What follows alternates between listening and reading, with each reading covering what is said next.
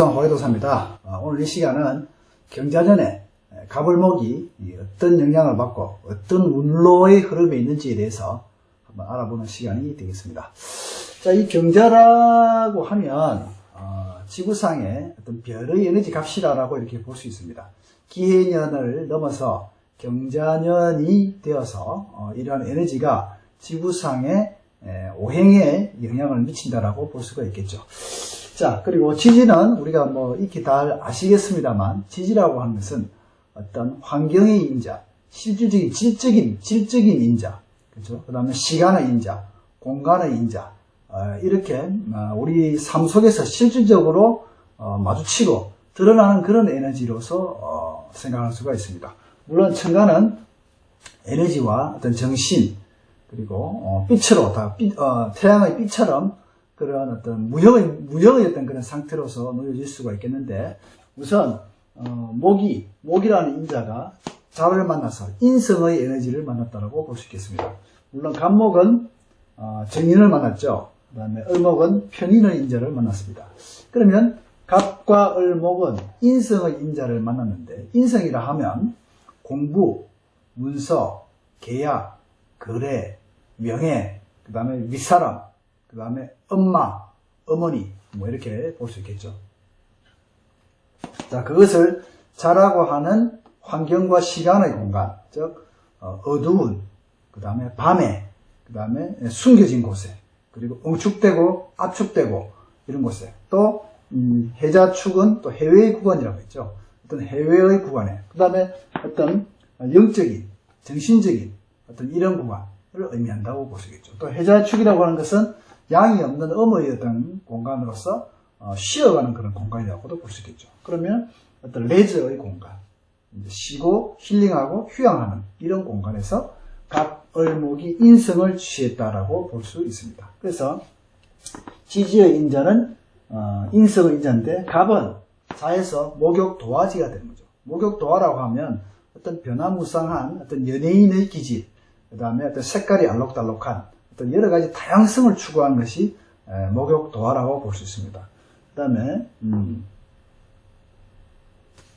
을목은 병지가 되는 거죠. 병지라고 하면 어떤 쉬어간다, 그 다음에 어떤 쇠퇴해간다, 이런 의미로 볼 수 있는데, 어쨌든 목이라고 하는 것이 자라고 하는 곳에서 해에서 장생지를 지나서 목욕 도화, 변화무쌍하게 변화를 추구하는 그러한 공간과 환경의 인자를 가지고 있으면서 자라고 하는 어두운 공간, 그리고 시간적으로 한밤중, 그리고 물질적으로 아주 응축되고 압축되고 작아지는, 그 다음에 정신의 영역, 철학의 영역, 도문의 영역, 그리고 이제 해외의 인자를 같이 끌어서 쓰는 그러한 인성의 인자라고 보시면 될 것 같습니다. 그러면 그 무대가 갑과 을의 무대는 이러한 자라고 하는 공간과 시간과 환경 속에서 인성의 인자로 쓴다라고 볼 수가 있겠죠. 자, 근데 천간을 보니까 하늘에는 경금이 떠 있습니다. 경금.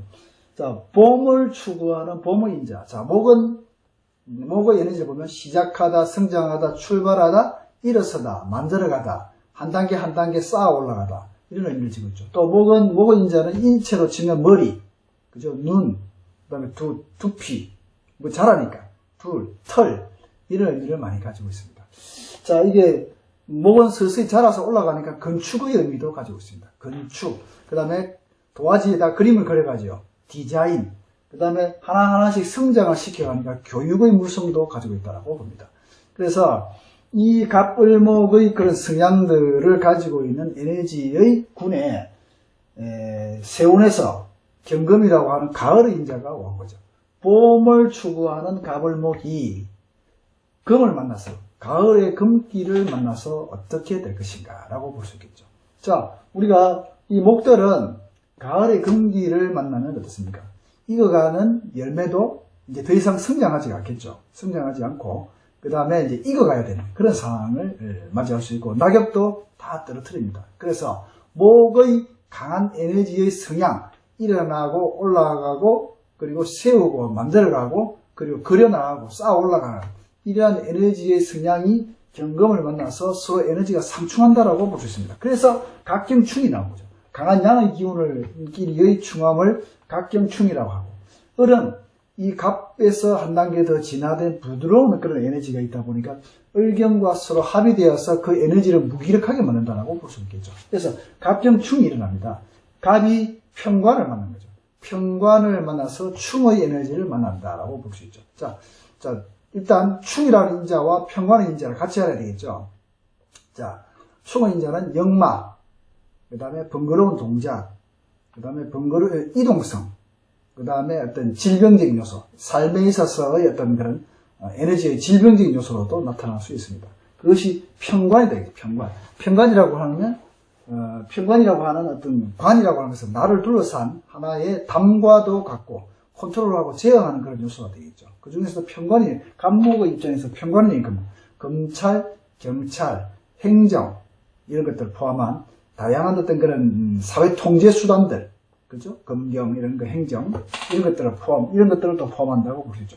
어쨌든 편관의 에너지, 경자의 편관의 에너지가 와서 갑목의 에너지를 제어한다, 컨트롤한다, 충한다, 뭐 이런 의미, 이런 것으로 볼 수 있습니다. 편관은 좀 세죠. 그래서 갑목의 입장에서는 내년에 인성이라고 하는 공부의 어떤 그런 무대 속에서 편관을 만나게 되어 있습니다.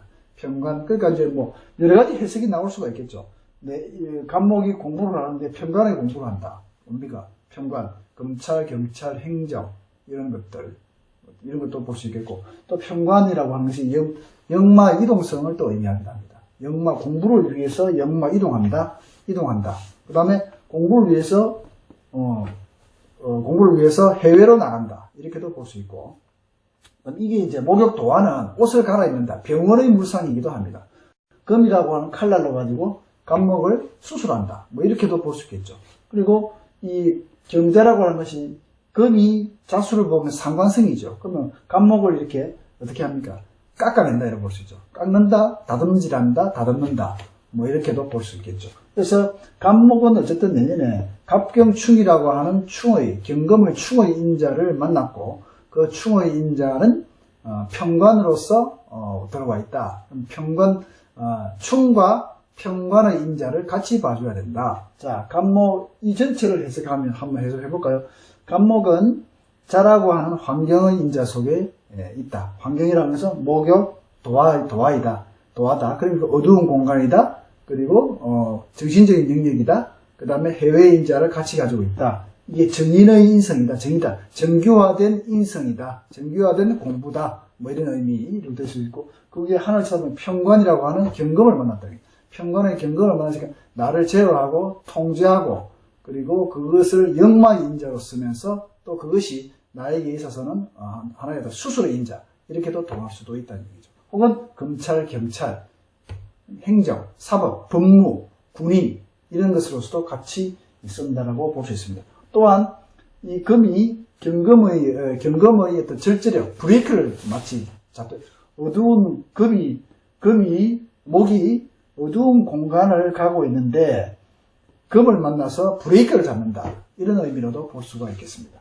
자, 이래서 갑목이 전체적인 어떤 그런 만남, 경자년을 만나서 이루어지는 에너지의 관계성을 알아볼 수가 있겠죠. 그래서 이것을 삶으로 유출을 시키는 겁니다. 삶의 에너지로, 삶의 형태로 이렇게 스크린에 비추듯이 그것의 우리가 살아가는 삶의 에너지 운동성으로 딱 이렇게 컨버팅, 변화를 시켜가지고 그것을 해석을 하는 겁니다.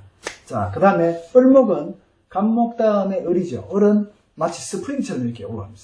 그래서 스프링에 쇠뭉치나 돌멩이를 착 이렇게 옮겨서 을경 합이 딱 되면, 합이 돼서, 그러니까 합이라는 얘기는 뭐냐면 서로의 에너지를 무기력하게 만든다는 것도 하나의 합입니다. 서로 에너지가 묶여서 합이다. 그 다음에 합하면 또 합하면 변화가 됩니다. 합해서 변이가 되는 어떤 그런 것을 또 같이 읽어줘야 된다는 얘기죠. 을경합 금이다. 자, 을에서 올라오는 그런 에너지보다 금이 누르는 에너지가 더 강해서 금으로 변화된다라고 이렇게 보이죠. 자, 금은 여기서 뭡니까? 사지가 되는 거예요, 사지가 된다는 얘기는 힘이 그렇게 많지는 않죠. 병금이 자에서는 사지라서 그렇게 강하지는 않습니다. 그러면 을목이 어떠한 에너지냐에 따라서 을경합금이 되기도 하고 을경합금이 안 되고 그냥 합하여서 이렇게 탁 되는 그런 경우가 있습니다. 그럼 무기력해진다. 무기력해져서 묶인다. 묶여서 이도 저도 할 수 없는 상황이 된다. 혹은 침체된다. 정체된다. 이런 상황이 발생할 수도 있습니다. 혹은 서로 합하여져서 을목은 관이라고 하는 것을 취하게 된다. 관을 강하게 취해서 관이라는 환경 속에서 움직이게 된다. 자, 공부를 하는데 어디서 관이라는 쪽에서 관의 공부를 한다. 혹은 관의 통제를 받으면서 한다. 관과의 인연을 맺으면서 한다. 이렇게 볼 수가 있는 거죠. 그래서 정관이죠. 정관. 정관이라면 뭡니까? 제도권 안에서의 이 관의 형태를 정관이라고 볼 수가 있겠습니다. 자, 그래서 일간이 갑이냐 을이냐에 따라서 맞이하는 이 천간의 관은 정관 편관이냐 정관이냐 다를 수가 있겠죠. 그리고 그렇지만 두 개가의 환경의 인자는 어떤 인성의 인자, 인성의 인자에서 경금 관을 이렇게 맞이한다라고 이렇게 볼 수가 있겠습니다. 물론 또 이 일간이 갑자가 될 수도 있고, 뭐 갑오가 될 수도 있고, 그 다음에 갑술이 될 수도 있고, 그 다음에 또 뭡니까? 또 뭐 여러 가지가 나올 수가 있겠죠, 그죠? 그래서 갑진이 될 수도 있고, 그래서 그런 인자에 따라서 지지가 또 어떤 인연을 가지느냐, 어떤 인연의 고리가 연결되어서 그것이 움직이는데 그로 말미암은 편관작용은 어떻게 일어나느냐라는 것이 해석의 확대입니다. 해석의 확대. 그 해석과 어떤 그런 삼과의 매칭이 되어야 사주팔자의 어떤 그런 해석이 아주 용이하게 된다는 얘기죠. 그래서 어쨌든 이 세운이라고 하는 것을 잘 우리가 이해를 해야 됩니다. 지구가 태양 주위를 365일 이렇게 돌아가죠. 돌아가면서 계절을 만들어내고 또 태양계라고 하는 그 행성에 수금지와 목토, 천해, 명이라고 하는 또 별들이 있고 달들이 있습니다. 이 세운이라고 하는 것이 그러한 운기의 흐름 속에 있는 지구가 맞이하는 하나의 일련의 하나의 큰 하나의 에너지의 뭉칩니다. 이런 에너지를 만나서 우리 인간의 육신 그리고 생명체들이 어떠한 에너지의 관계성 속에서 사건으로 드러나느냐 혹은 이것이 진행이 되느냐라는 것을 리딩하는 것이 이 사주팔자라고 볼 수가 있겠죠. 그래서 이 목들은 내년에 인성의 운을 만나서 인성과 인연되는 이런 일들이 일어나는데 그것이 밖으로 드러나는 모양은 관의 모양이더라. 관의 모양인데 갑은 편관이고 을은 정관의 모양으로 나타나더라. 이렇게 되겠죠. 그래서 이 편관 정관이 나타내는 우리 삶 속에서의 어떤 그런 사건성, 그 다음에 어떤 일들, 그 다음에 어떤 행태, 모양, 그죠? 그 다음에 에너지의 변화, 이런 걸 통해서 이제 우리가 사주를 깊이 있게 해석할 수가 있는 거죠. 경자년에 갑을목이 어떠한 에너지의 영향을 받는지에 대해서 한번 알아보는 시간이 되겠습니다.